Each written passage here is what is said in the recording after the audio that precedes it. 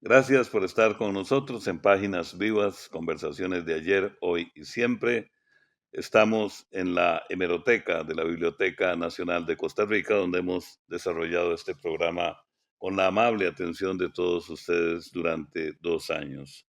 Hoy tenemos el placer, el gran honor de contar con una de las escritoras más prolíficas de nuestra cultura, de nuestra literatura, y que ha caracterizado sus escritos, sus novelas, sus cuentos, sus ensayos con una gran sensualidad, con estudios profundos del Caribe y de situaciones humanas en sus novelas como María la Noche, como La Loca de Gandoca, como Limón Blues, cuentos como en la colección de situaciones conyugales, La Romana Indómita, novela, y hoy vamos a hablar con Ana Cristina Rossi sobre Tocar a Diana, su última novela del año 2019 del sello Alfaguara de México. Gracias, Ana Cristina, por estar en Páginas Vivas. Muchas gracias, don Roberto, por invitarme.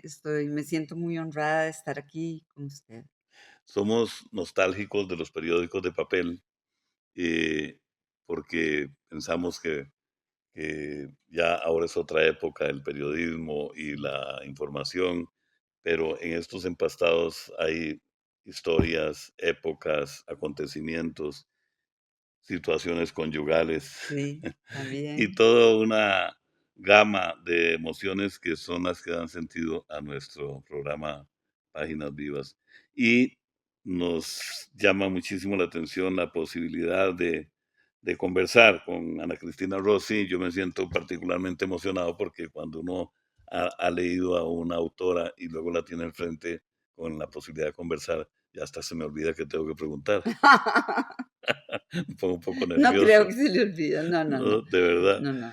Y Siéntame como una amiga. gracias, gracias. Así ha sido y así me han comentado. Pues de verdad que es un privilegio contar con la presencia de Ana Cristina. De hecho, la queremos comprometer para en futuros episodios de Páginas Vivas conversar sobre otras novelas Sí, claro, con específicamente. mucho gusto. Pero en esta ocasión nos llama eh, la oportunidad de conversar sobre Tocar a Diana, su última novela, o La Romana Indómita fue No, esta es mi posterior. última novela publicada. Tengo otra Ajá, ya escrita, que es mi primera novela de ciencia ficción, que va a salir ahora en septiembre, porque mi editor la mandó a imprimir a China, porque parece que es más barata. Entonces ya. tengo que esperar que vaya en barco a China y que vuelva. Ah, Esa se bueno. llama Lalia, Lalia es en griego la que habla, y es mi primera novela de ciencia ficción. Ah, qué interesante. Bueno, maravilloso. Que, perdón, Sí, cuando la empecé a escribir, empezó siendo ciencia ficción. Cuando la terminé, se me di cuenta de que había escrito una novela de ciencia posible, porque es sobre el fin de la humanidad por calentamiento global. Y usted vio cómo ha estado este mes de marzo. Todos definitivamente. esos robles de sabana florecidos que se veían que ya no podían tener más flores, lo que estaban gritando es: "Nos vamos a morir", porque había tanto calor y tanta sequedad en el aire que ellos se reprodujeron para dar hijos, hijos, hijos y decir: "Algo está pasando, tenemos que dar muchos hijos porque nos vamos a morir". Fue un grito, pero nadie lo entendió así. O sea, hasta una primicia tenemos en este espacio Sí, con esa novela que la vamos a esperar. Se estará estrenando posiblemente o como en publicando. septiembre, yo creo. Bueno, Depende de cuánto dure el barco en ir y o- venir de o- China. ojalá vaya rápido. Como lector, Ana Cristina, después de haber leído Limón Blues y prácticamente creo que todas sus novelas, salvo La Romana Indómita, eh, leo Tocar a Diana y percibo la sensualidad, la sexualidad, las sensaciones eh, y además una descripción tan artística de las relaciones íntimas y de todos ese mundo que personas de nuestra época tuvimos vedado por mucho tiempo Ajá. por prejuicios, pero al final el libro es una mezcla de sentimientos encontrados. Para mí una parte del erotismo realmente expresiva y luego el tema realmente duro del Del abuso. abuso. ¿Cómo, cómo concibió Ana Cristina Rossi tocar a Diana con esa línea narrativa de, de algún modo contrastante? Sí, bueno, hay varias cosas. La primera es que yo tuve esa novela guardada 20 años. Cuando la escribí, cuando en el diván de mi psicoanalista, por eso la novela está contada Así es, desde desde el el diván diván. del psicoanalista, cuando en el diván de mi psicoanalista, que por dicha era lacaniano, un día él me preguntó, porque había varios Enriques en mi vida. Había enviudado de un Enrique, tenía en esos momentos un novio mucho menor que yo que se llamaba Enrique, y entonces mi psicoanalista me preguntó, ¿quién es Enrique? Y yo le dije, Enrique es mi abuelo. Y en eso, cuando dije Enrique es mi abuelo, se me vinieron a la mente imágenes olvidadas de mi abuelo metiendo, era cuando no había, Pampers y esas cosas, sino que usábamos una mantilla que se lavaba y un calzón plástico. Mi abuelo metiendo el dedo, abriendo el calzón plástico y llegando a mi sexo, y yo no caminaba todavía. Entonces, ahí empecé a recordar lo que había pasado. Y llamé a mi hermano, el que me sigue, y yo le pregunté: "Me acabo de acordar de esto, quiero hablar con vos", y nos reunimos, y le pregunté: "¿A vos también te pasó?". Y me dijo: "Claro, Ana, es que yo no sabía cómo iniciar el tema con vos, pero a nosotros nos daba miedo en la noche". Veraneábamos en una quinta que él tenía en Río Oro. Nos daba miedo en la noche, él nos llevaba a los 2 a su cama, porque él dormía con mi abuela, las 2 camas estaban pegadas, pero eran 2 camas separadas, y nos ponía a cada uno de un lado y nos tocaba a los 2. Y yo todavía, me dice mi hermano, tengo el recuerdo de ver cómo entraba la luz de un farol que había afuera por las celosías de la ventana. Y claro, por supuesto. Y ahí empezaron los recuerdos. En el psicoanálisis uno sabe que las cosas se repiten en cadena de generación en generación.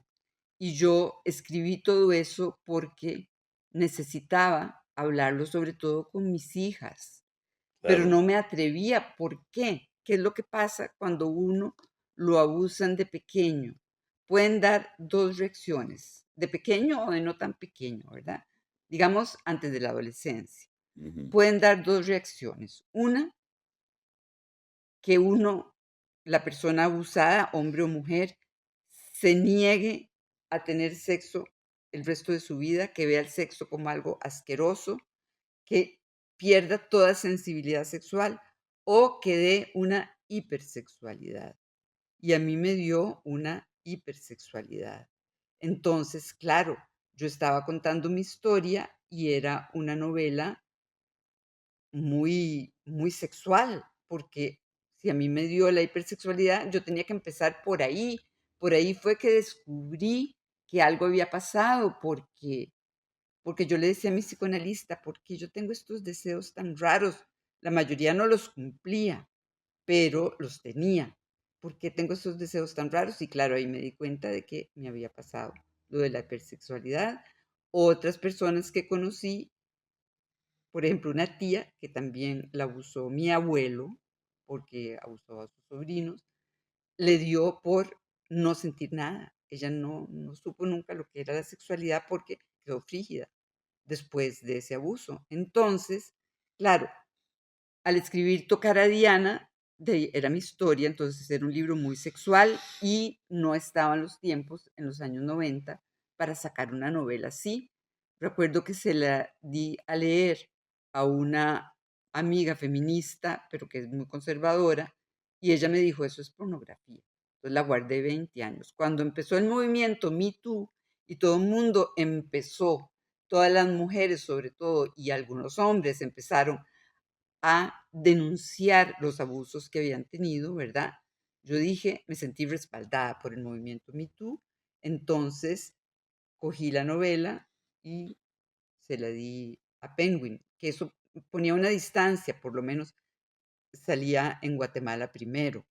Y fue tan bien acogida, o sea, bien acogida no es la palabra, ¿verdad? Pero tocó tantas fibras sensibles, fue antes de la pandemia, que en Guatemala, cuando salió la novela, me invitaron a hacer un taller con mujeres abusadas y víctimas de trata, una organización. Y entonces estuve una semana, ellos me pagaron todo, el hotel, la estadía, todo, y estuvimos trabajando con esas mujeres, estuve trabajando. Y la idea es que ellas escribieran su historia. Pero se vino la pandemia. La idea era que yo viajara cada cierto tiempo, pero no se pudo viajar. Y usted no me va a creer, pero en Guatemala no existe el correo postal. No hay. No se puede escribir una carta a Guatemala. Lo privatizaron y al privatizarlo, no era buen negocio y se quedaron sin correo. Pero sí, por lo Que, menos me dio tiempo de hacer ese taller con esas mujeres y que ellas empezaran a escribir su historia. No sé ahora dónde está, porque ya la persona que lo organizó de Penguin Random House ya no está en Guatemala, ya no trabaja para Penguin. Bueno, la cosa por algo se pero tenía, bueno, sí, qué interesante que esa experiencia tan difícil a- al final desemboca en un producto artístico de gran sentido, en una narrativa realmente intensa y realmente pues, profundamente humana. Eso, pues, qué bueno que ese bajar al infierno del psicoanálisis, como se dice en algunos de los sí, ensayos que leí, sí. para emerger para bien de nuestra literatura y nuestra cultura, tenemos la novela Tocar a Diana de Ana Cristina Rossi. Vamos a una pausa y ya volvemos.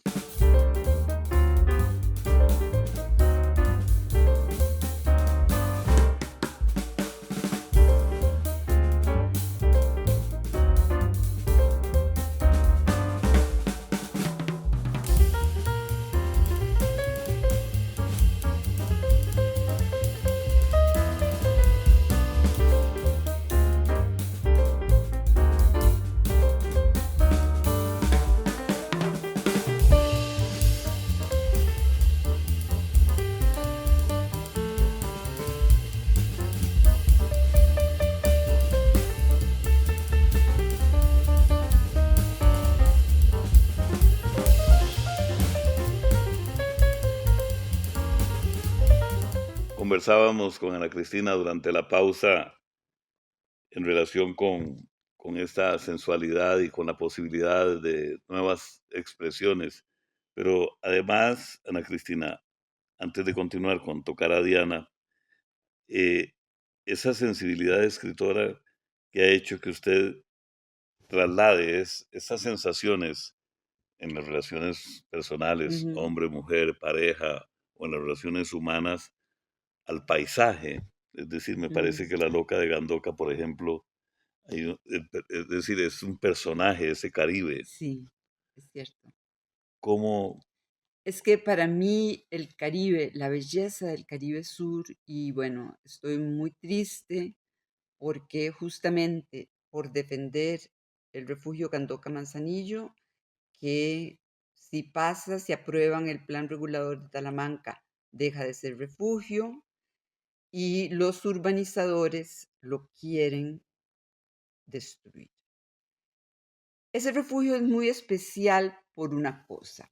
Allí los afrodescendientes, desde principios de siglo, sembraban cacao en el Caribe Sur y lo exportaban. Y tenían que dejar 200 metros después de la última ola de la pleamar, 200 metros de bosque, que era bosque primario, para que la espuma de las olas no dañara la flor del cacao y el cacao se pudiera reproducir, ¿verdad? Porque la flor es parte de la reproducción sexual.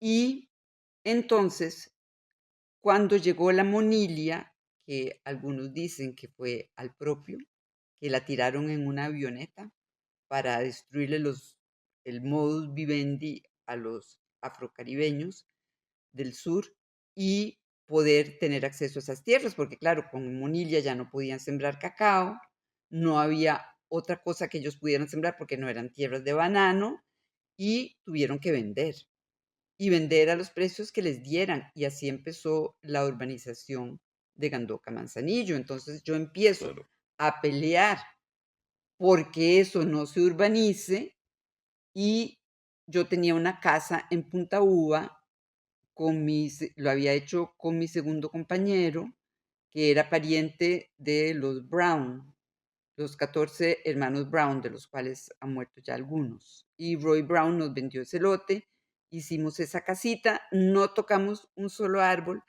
A la par, justo de la casa, había un árbol de cativo que era tan enorme, tan viejo, que hacía falta 4 personas para darle vuelta al tronco. Yo le decía a ese cativo: "Vos viste la llegada de Cristóbal Colón". Pero yo me entendía con ese cativo. Pasaba una cosa, que es que todos los árboles del patio, bueno, del bosque donde estaba, mi casita de Punta Uva, se reproducían. Entonces, siempre había un montón de sangríos chiquititos, un montón de cedros machos chiquititos, un montón de manzana en mono chiquitito, de fruta en mono, todos. Y entonces, mi vecino, Rolando Herrero, y yo, los cogíamos y los íbamos a sembrar en las partes que estaban deforestadas, porque ya estaban deforestando bastante la playa. Y el cativo era el único que no daba hijos. Entonces, un día yo me le planteé y le dije: "Ah, no, cativo, eso no sirve. Todos dan hijos y vos no, no tengo un solo cativito aquí. No, tenés que darme hijos". Y entonces, cuando llegó, unos meses después, la estación de reproducción de los árboles, empieza el cativo a bombardear, porque estaba a la par de la casa, a bombardear el techo con semillas, pero no podíamos dormir porque las tiraba y las tiraba y las tiraba. Y en el suelo también, y después teníamos, pero como 200 cativitos chiquititos. O Qué sea, maravilla. yo Sí, me claro. comuniqué con ese árbol y entre Rolando y yo, lástima que Rolando no está en el país porque podría ser Atestiguarlo. atestiguarlo, ¿verdad? Nos Claro. fuimos a sembrar cativos por donde pudimos, ¿verdad? Pero ya yo sabía Pero eso es que el maravilloso. cativo me escuchaba, Y sí. que Uno se puede justamente, comunicar con los árboles. claro, y Los es, árboles se comunican entre ellos por una cosa que se llama el micelio, que son sí, las micorrizas que van por debajo de la tierra. sí, Pero yo creo que entre los seres humanos también hay una especie de micelio, porque a veces nos comunicamos con personas y decimos sí, qué intuición, telepatía, pero claro. también nos podemos comunicar de alguna manera con los seres Y animales de y alguna manera vegetales. también nos hemos, digamos que reprimido esa sensualidad con el entorno. Este es un Sí, programa de tocar a Diana y ahora estamos hablando de la loca de Gandoca y en el contexto de esa sensualidad, así que maravilloso. Volvamos a tocar a Diana. ajá, ¿Cómo se da, ya nos explicó Ana Cristina, cómo decide eh, publicar. publicar, escribir y publicar Sí, y cortar y, cadenas, y que es lo más cortar importante, cadenas? porque lo que se describe en Tocar a Diana, con eso no estoy Ujú, revelando nada que vaya a decir, ah, ya no la leo. No, porque es el cómo lo que es importante, pero lo que se describe es el abuso, claro, el claro, abuso, y entonces cómo eso se repite de generación en generación. Y si uno no lo habla, y si uno no lo confronta y corta la cadena sigue repitiéndose. así es, Ve ahora lo que están haciendo los israelitas con los palestinos. Es un holocausto como el que les hicieron a ellos. No han cortado la cadena de la repetición así es. y bueno, ellos deberían conocerlo porque fue Freud el que descubrió, y después el psicoanalista Lacan, psicoanalista francés Lacan, lo profundizó más. Eso que si no se corta, se va a repetir de generación en generación. Entonces, es al mismo tiempo, bueno, ¿qué es lo que pasa? Que dan esas 2 reacciones, ¿verdad? Cuando un niño o niña es abusado, porque a los hombres les pasa, a las mujeres les pasa, tal vez un poquito más, pero a los hombres también son abusados los chicos. Y dan 2 reacciones, grosso modo, 2 reacciones son posibles. Claro, Una hipersexualidad, que fue la que yo sufrí, o un disgusto por el sexo y por la sensualidad. Y claro, yo cuando escribí María en la noche, lo que yo me propuse, lo que yo vi fue que en Costa Rica no había ningún libro que describiera la sexualidad y la sensualidad desde el punto de vista de las mujeres. En España había salido, es que había una editorial de libros eróticos que se llamaba La Sonrisa Vertical, ya no existe. Y le había dado un premio a un libro de Rosa Montero, que es una escritora que yo admiro mucho, sí, cómo por no. su libro Las edades de Lulú, que era una novela erótica. Y entonces yo dije, bueno, en España sí se atreven. Y yo tenía escritas ya partes de María la Noche. Entonces dije yo, me voy a atrever, lo voy a hacer. De hecho, para mí hay que hacerlo, pero hay que hacer una distinción muy grande entre la pornografía y la Por literatura supuesto, erótica. por Y supuesto. yo quise hacer literatura erótica. Por supuesto que María la Noche no es solo eso, trata otro montón de cosas, pero tiene partes donde las mujeres, sobre todo la personaje principal, describe cómo es su sexualidad y a partir de ahí siempre quise poner en mis novelas un poco de eso, como para ir abriendo el trillo Claro, y sin duda en Tocar a Diana lo logra. Es como, es emerger de ese eh, infierno, esa oscuridad del psicoanálisis a la claridad. Y podríamos decir que la escritura de Tocar a Diana es el producto de esa liberación, digamos, o de esa, sí, de esa liberación después sí, del psicoanálisis. digamos, del diván al teclado, por Sí, decirlo. exactamente. Bueno, yo no escribo directamente en el teclado, yo necesito escribir en papel primero con un bolígrafo. Antes usaba una pluma de fuente que se deslizaba Sí, montones, pero yo en esta biblioteca pasé a mano con pluma de fuente en 16 cuadernos todos los periódicos de Limón, porque algunos ya estaban en tiritas, todos los periódicos de Limón que estaban en la hemeroteca, o sea, publicados en Limón entre 1903 y 1910, en 1913, en 1913 la United Fruit los clausura por subversivos y luego retoman cuando la United Fruit se va al Pacífico en 1929. Pero los escribí con pluma de fuente y ya hoy no los puedo leer.